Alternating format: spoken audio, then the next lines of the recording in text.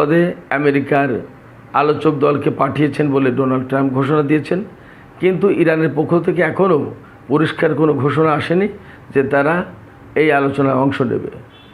বরং গত রাত পর্যন্ত ইরানের পক্ষ থেকে এই কথা পরিষ্কার করা হয়েছে যে কোনো হুমকির মুখে ইরান আলোচনায় বসবে না। এরপরে আমি খুব সকালে ইরান সম্পর্কে একটি বিশেষ সূত্র থেকে খবর পেলাম, আমেরিকার সাথে ইরান সরকার আলোচনা করুক। ইরানের বেশিরভাগ সাধারণ মানুষ এটা চাইছে না, কারণ তারা জানে আমেরিকার সাথে আলোচনা করতে গেলে এই আলোচনার ফাঁকেই হয়তো আবার ইরানের উপর হামলা চালাবে। কমপক্ষে যা হতে পারে সেটা হচ্ছে যে একটা আলোচনার ভেতর দিয়ে কোনো রকম হয়তো একটা চুক্তি করার চেষ্টা করবে, কিন্তু 2 দিন পরে যখন একটা বেটার টাইমে পৌঁছাবে ডোনাল্ড ট্রাম্প সেই চুক্তি ভঙ্গ করে উল্টাপাল্টা একটা কাজ করবে। সেক্ষেত্রে আমেরিকার সাথে আলোচনা যাওয়ার প্রয়োজন নেই, এটা ইরানের সাধারণ জনগণের মোটামুটি একটা মনোভাব। আর হরমুজ পল্লীতে ইরানের জাহাজ আটককে কেন্দ্র করে আপনারা সবাই জানেন একটা ব্যাপক উত্তেজনা চলছে। এর ভিতরে সবচেয়ে গুরুত্বপূর্ণ 2টো খবর এসছে। একটা হচ্ছে সংযুক্ত আরব আমিরাত আমেরিকার কাছে ডলার ব্যাকআপ চেয়েছে, অর্থাৎ সংযুক্ত আরব আমিরাতের অর্থনীতিকে চালিয়ে নিতে এখন ডলারের হেল্প করবে। ব্যাপক পরিমাণ ডলার চেয়েছে। এই ডলার যদি দিতে না পারে তাহলে তারা তেল বিক্রি করা শুরু করবে চীনা মুদ্রা ইউয়ানে। এই জায়গায় প্রশ্ন আসছে, তাহলে পেট্রো ডলারের আধিপত্য কি শেষ হতে চলেছে?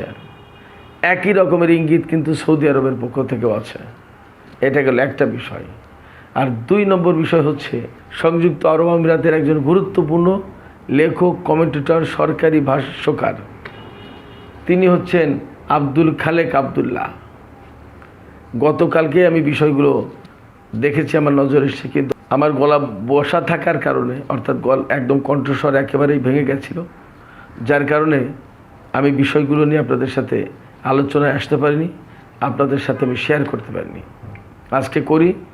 সেটি হচ্ছে কমেন্টেটর আব্দুল খালেক আবদুল্লাহ। তিনি বলেছেন, বহু যুগ ধরে আমেরিকা আমাদেরকে নিরাপত্তা দেওয়ার কথা বলেছিল, আমরা তাদেরকে ঘাঁটি দিয়েছি, সামরিক বাহিনী থাকতে দিয়েছি, কিন্তু এখন আসলে তাদের পক্ষ থেকে দেওয়া নিরাপত্তার আমাদের কোনো প্রয়োজন নেই। আমরা বড়জোর আমেরিকার কাছ থেকে অস্ত্র কিনব, কিন্তু তাদের আর নিরাপত্তা দেওয়ার প্রয়োজন নেই, অর্থাৎ সংযুক্ত আরব আমিরাতকে নিরাপত্তা দেওয়ার প্রয়োজন নেই। তারা এখান থেকে ঘাঁটি গুটিয়ে নিয়ে চলে যাক। যে কথা আমি যুদ্ধ শুরু হতে পারে, অর্থাৎ যুদ্ধ শুরু হয়নি তার আগে থেকে আমি বলে আসছিলাম যে যদি যুদ্ধ শুরু হয় তাহলে আমেরিকার মধ্যপ্রাচ্যে প্রচণ্ড রকমের প্রভাব কমে যাবে এবং ইরান এমন ব্যবস্থা করবে যার কারণে আমেরিকা তার সামরিক উপস্থিতির অবসান ঘটাতে বাধ্য হবে, তার সামরিক ঘাঁটি সরিয়ে নিতে বাধ্য হবে। যুদ্ধ শুরুর পরে কিন্তু সেই পরিস্থিতি তৈরি হয়েছে। তো সুপ্রিয় দর্শক, আজকে আমি এই সমস্ত বিষয় নিয়েই আলাপ করব। আশা করি সঙ্গেই থাকবেন। আর যদি ভিডিও ভালো লাগে তাহলে লাইক, কমেন্ট, শেয়ার করবেন এবং চ্যানেলটি সাবস্ক্রাইব করে সাথেই থাকবেন। দর্শক, চলুন মূল আলোচনা যাই। আজকে মঙ্গলবার পাকিস্তানের রাজধানী ইসলামাবাদে আমেরিকা এবং ইরানের মধ্যে আলোচনা হওয়ার কথা, অন্তত ডোনাল্ড ট্রাম্পের বক্তব্য অনুসারে। ডোনাল্ড ট্রাম্প গতকালকেই টুইটের পর টুইট মেরেছেন যে ইসলামাবাদে ইরান এবং আমেরিকার মধ্যে আলোচনা হতে যাচ্ছে এবং যুদ্ধের অবসান হতে যাচ্ছে এবং বিরাট একটা চুক্তি হবে। এবং তিনি বলছেন যে চুক্তি হবে, হরমুজ পল্লীতে আমেরিকার ব্লকেড থাকবে, ইরানের পরমাণু কর্মসূচি বাদ হবে, ইউরেনিয়াম দিয়ে দেবে, ক্ষেপণাস্ত্র কর্মসূচি ধ্বংস করবে, সব করবে এবং একটা চুক্তি হবে। এবং তার যে বক্তব্য, তার যে বলার ভাব, তাতে মনে হচ্ছে যে আমেরিকা এবং ইরান ব্যাপক খুশি হবে তার এই বক্তব্য যা। অর্থাৎ আমেরিকা যে বলছে, ডোনাল্ড ট্রাম্প যে বলছে চুক্তি হবে, পরমাণু কর্মসূচি বন্ধ করবে ইরান, ইউরেনিয়াম দিয়ে দেবে এবং ক্ষেপণাস্ত্র কর্মসূচি বন্ধ করবে। আবার হরমুজ প্রণালীতে ইরানের বিরুদ্ধে যে নৌ অবরোধ বা ব্লকেট দিয়ে রেখেছে, এই ব্লকেটও থাকবে। তার মানে ডোনাল্ড ট্রাম্পের চাওয়া মতো সব কিছু হবে, আবার ইরান খুশিতে তাতই তত করে নাচবে, ব্যাপারটা এরকম। কিন্তু আসলে কি ব্যাপারটা তাই? এটা তো ইরান, ডোনাল্ড ট্রাম্পকে বুঝতে হবে। এটা তো স্বপ্নে দেখার মতো চুক্তি করলে হবে না। এটা তো ইরান, আমি আবার বলি, এটা ইরান, যাকে আপনি যুদ্ধ করে কোনো কিছু করতে বাধ্য করতে পারেননি, তার আলোচনার টেবিলে এনে তাকে বাধ্য করবেন চুক্তি করতে। এটা করবে? এটা ভাবা যায়? প্রশ্নই ওঠে না। ফলে ডোনাল্ড ট্রাম্প আসলে কল্পিত সুখের রাজ্যে আছে, বাস্তবতা এটা না। বরং বাস্তবতা এটা, ইরান আদৌ এই আলোচনায় যাবে কিনা। আপনারা ভাবুন, যার সাথে যুদ্ধ করতে প্রস্তুত থাকে, যুদ্ধ করলো 2 দফা, সেই আমেরিকাকে কি হুমকির মুখে সার করে এই ইসলামাবাদ বৈঠকে চলে আসবে ইরান? এটা ভাবা যায়? প্রশ্নই ওঠে না, অসম্ভব ব্যাপার।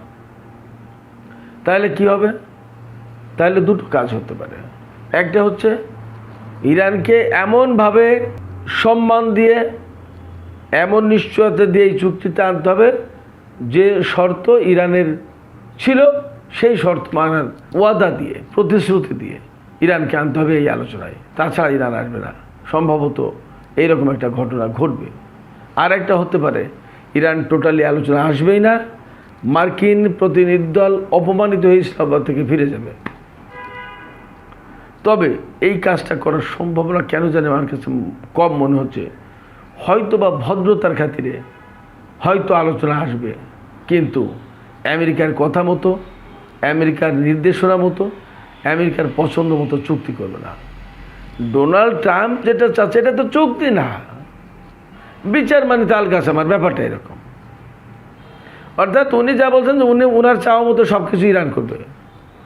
উনার মনোরঞ্জন করার জন্য তো ইরানের জন্ম হয়নি, বা ইরানের বিপ্লবী সরকার না। এটা তাকে মাথায় রাখতে হবে। উনি যে হুমকি দেন, যুদ্ধের ভয় দেখান, ইরানকে ধ্বংস করে দেওয়ার ভয় দেখান, আগের যুদ্ধের সময় কি উনি ফুলের পাপড়ি ছিটিয়েছেন ইরানের বিরুদ্ধে? আগের যুদ্ধের সময় তিনি তার স্টক পাইলে যে সমস্ত ভালো ভালো অস্ত্র আছে তা ব্যবহার করেনি? করেছে। করে কি করেছে? ইরানের কিছু বেসামরিক লোকজনকে হত্যা করা গেছে। ইরানের প্রচুর সিভিলিয়ান ইনফ্রাস্ট্রাকচার, বেসামরিক অবকাঠামো, ঘরবাড়ি, ব্যবসা কেন্দ্র, হয়তো কিছু সামরিক স্থাপনা ধ্বংস করা গেছে। কিন্তু ইরানের সরকার পরিবর্তন করতে পারেনি, ইরানের জনগণকে স্ক্যাটার্ড করতে পারেনি, ইরানের জনগণকে সরকারের বিরুদ্ধে খেপে তুলতে পারেনি। বরং যেটা করেছে, আমি তো এক ধরনের ধন্যবাদ দিই আমেরিকাকে, ডোনাল্ড ট্রাম্পকে, যে সেই এই যুদ্ধটা ইরানের উপর চাপিয়ে দিয়ে ইরানের জনগণকে এত বেশি ঐক্যবদ্ধ করেছে। বিগত 2, 5, 10 বছর, 15, 20 বছরে এত বেশি ঐক্যবদ্ধ ইরানি জাতি ছিল না। এখন ইরানের জাতি বা ইরানের জনগণ যে পরিমাণে ঐক্যবদ্ধ, সেটা সেই 1979 সালে বিপ্লবের সময়কার মতো অবস্থা। ফলে ডোনাল্ড ট্রাম্প ইরানের বিরুদ্ধে যুদ্ধ করে ইরানের সর্বোচ্চ নেতা থেকে শুরু করে বহু সংখ্যক সেনা কর্মকর্তা, গুরুত্বপূর্ণ মন্ত্রী, মিনিস্টার, নেতা, রাজনীতিবিদ এবং বিস্তর নারী এবং শিশু মারা গেল। এটা অত্যন্ত দুঃখজনক। কিন্তু অ্যাট দ্য সেম টাইম এটাও ঠিক যে ডোনাল্ড ট্রাম্পের এবং ইসরায়েলের এই চাপিয়ে দেওয়া যুদ্ধের কারণে ইরানিরা অসম্ভব রকমের ঐক্যবদ্ধ হয়েছে। এই ঐক্যবদ্ধ একটা জাতি খুব বেশি প্রয়োজন ছিল এই সময় সাম্রাজ্যবাদ বিরোধী লড়াইয়ের জন্য। ইরানিরা হয়তো সেটা পেয়ে গেল। ডোনাল্ড ট্রাম্পের মারাত্মক ভুল এটা। তিনি বুঝতে পারেননি ইরানি জাতিকে। তিনি মনে করেছেন এটা ভেনেজুয়েলা, যে গিয়ে রাতের আধারে মাদুরিকে তুলে নিয়ে আসলাম, হয়ে গেল। ডোনাল্ড ট্রাম্প এবং তার আশপাশে যে সমস্ত সাঙ্গপাঙ্গ আছে, প্রত্যেকটা লোক প্রচণ্ড রকমের অন্ধকারে, একেবারে অমাবস্যার অন্ধকারের মতো অন্ধকারে, কিছুই দেখতে পারেনি, কিছুই জানে না, কোনো ধারণাই নেই। ইরানের সামরিক শক্তি সম্পর্কে ধারণা নেই, ইরানের রাজনৈতিক শক্তি সম্পর্কে ধারণা নেই, ইরানের কূটনৈতিক শক্তি সম্পর্কে ধারণা নেই, ইরানি জাতীয়তাবাদের চেতনা, ইরানের শিয়া মাযহাবগত চেতনা এবং ইরানি জাতি যে একটা ঐক্যবদ্ধ জাতি বা হয়ে যেতে পারে তাদের গায়ে হাত দিলে, এর একটা কিছু সম্পর্কে ধারণা নেই। এদের অন্ধকারে ঢিল মেরেছে। ঘটনা এরকম হয়েছে ইরানের উপর যুদ্ধ চাপিয়ে দিয়ে ওই মৌচাকে ঢিল মারলে কী হয়? যে ব্যক্তি ঢিল মারে তাকে একেবারে ভিড়ে ধরে মৌমাছিতে কামড়ে শেষ করে দেয়, হুল ফুটিয়ে। ডোনাল্ড ট্রাম্পের অবস্থা এই। দেখেন, এটা তো একটা নির্লজ্জের মতো কাজ হচ্ছে। যখন ডোনাল্ড ট্রাম্প তিনি পৃথিবীর রাজা মনে করেন, তিনি এত করে সাদাসাদি কাকতি মিনতি হুমকি ধুমকি ভয় ভীতি কত কিছু দেখাচ্ছেন, কত কিছু করছেন, এর কোনো কিছুকে তোয়াক্কা না করে, তার কোনো অনুরোধে তার কোনো মিনতিতে সাড়া না দিয়ে ইরান তাকে নাকচ করছে, বলছে যাও, তোমার সাথে কোনো আলোচনা নেই। এটা তো তার জন্য লজ্জা, অপমান। কিন্তু ডোনাল্ড ট্রাম্পের সেই লজ্জা বোধ নেই সম্ভবত। থাকলে ইরানের সাথে তার আলোচনা করার কথা না, বা বারবার এরকম ঘুরঘুর করার কথা না। এটা অসম্ভব ব্যাপার। কোনো ব্যক্তিত্ব সম্পন্ন মানুষ, একটা দেশের প্রেসিডেন্ট আর একটা দেশকে আলোচনার অফার দিচ্ছে, অপরপক্ষ সেই আলোচনার অফারকে গ্রহণ করছে না, বরং তাকে ভীষণভাবে অপমানিত করছে। এরপরেও তিনি একে লজ্জাহীনভাবে, এটা খুব আমার বলতে খুব খারাপ লাগছে, বাট বলতে বাধ্য হচ্ছি, সেই আলোচনার কথা বলছেন এবং তিনি সুখ স্বপ্ন দেখছেন একটা চুক্তি হবে, চুক্তি হবে, শান্তি হবে। How it is possible? ইরানের পক্ষ থেকে পরিষ্কার বক্তব্য হলো তার পরমাণু কর্মসূচি থাকবে, তার হাতে যত সমৃদ্ধ ইউরেনিয়াম আছে তা থাকবে, তার ক্ষেপণাস্ত্র প্রজেক্ট থাকবে, এবং হরমুজ প্রণালী তাতে টোল ব্যবস্থা থাকবে এবং এর নিয়ন্ত্রণ ইরানের হাতে থাকবে। এইগুলো যদি না হয় তাহলে কোনো চুক্তি হবে না। নট অনলি দ্যাট, লেবানন এবং পুরো মধ্যপ্রাচ্য অঞ্চলে পুরোপুরি যুদ্ধের অবসান ঘটাতে হবে। এটা ইরানের আর একটা গুরুত্বপূর্ণ দাবি। এবং আর কখনো আমেরিকা, ইসরায়েল ইরানের বিরুদ্ধে বা কারোর বিরুদ্ধে এইভাবে মধ্যপ্রাচ্যে যুদ্ধ করতে পারবে না। এবং ডেফিনেটলি ইরান তো না, শুধু এখন মধ্যপ্রাচ্যের আরব দেশগুলো বলা শুরু করেছে, ভাই তোমাদের ঘাঁটি নিয়ে সরো। এখন আমেরিকার যা পরিস্থিতি, তাতে তাদের ঘাঁটি নিয়ে সরতে হবে। যদি না সরে, যুদ্ধবিরতি যদি করতে না পারে, ডোনাল্ড ট্রাম্পের রাজনৈতিক মৃত্যু ঘটবে। তাকে আবার, তার বিরুদ্ধে আবার কংগ্রেসে, সিনেটে প্রস্তাব আসছে। সিনেটের বিরোধী দলীয় নেতা চাক শুমার আবার নতুন করে একটা প্রস্তাব নিয়ে আসছে, যে প্রস্তাবে বলা হয়েছে ডোনাল্ড ট্রাম্প এখন যুদ্ধ বন্ধ করতে বাধ্য হবে, বন্ধ করবে, এবং কংগ্রেসের অনুমতি না নিয়ে যুদ্ধ করতে পারবে না। মার্কিন সংবিধান অনুসারে যে কোনো যুদ্ধের অনুমোদন দেওয়ার এখতিয়ার শুধুমাত্র কংগ্রেসের, প্রেসিডেন্টের না। উনি কিন্তু আইন লঙ্ঘন করে এই যুদ্ধ করছেন। কিন্তু তিনি কেন টিকে আছেন?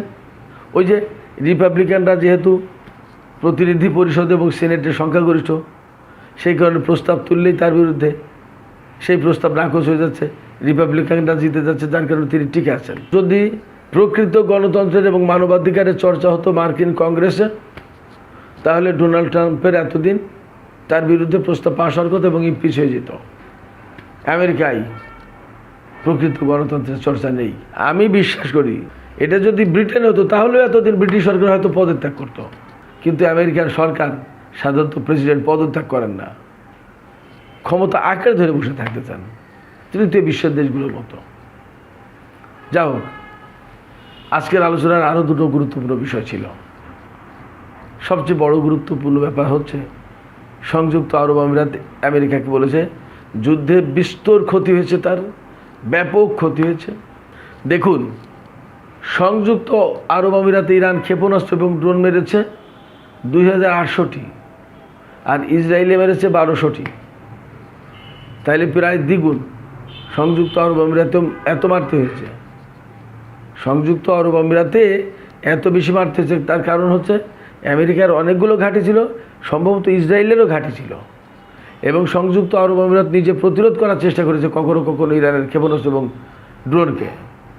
তখন আলটিমেটলি ইরানকে বেশি সিরিয়াস থাকতে হয়েছে সংযুক্ত আরব আমিরাতের ব্যাপারে, যার ফলে সংযুক্ত আরব আমিরাতের ক্ষয়ক্ষতির মাত্রাটা বেশি।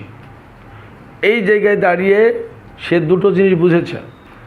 আমেরিকা সংযুক্ত আরব আমিরাতের নিরাপত্তা দিতে পারেনি, ইসরায়েলও পারেনি। শুধু তাই না, তাদের নিজেদের ঘাঁটি এবং তাদের নিজেদের সেনাদের নিরাপত্তা দিতে পারেনি।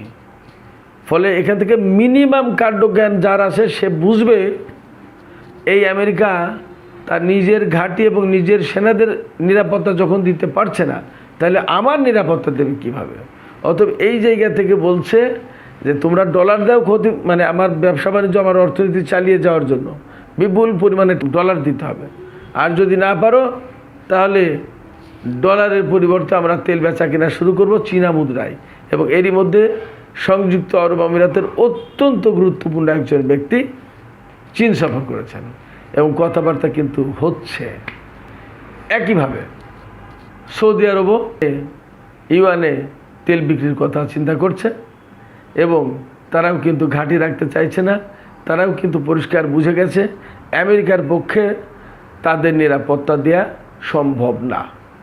ফলে একথা একদম স্পষ্ট হয়ে গেছে, তারা এই সিদ্ধান্তে যাচ্ছে তারা ইরানের সাথে সম্পর্ক ভালো করবে, তারা চীনের সাথে সম্পর্ক ভালো করবে। এই কাজটা করলে আলটিমেটলি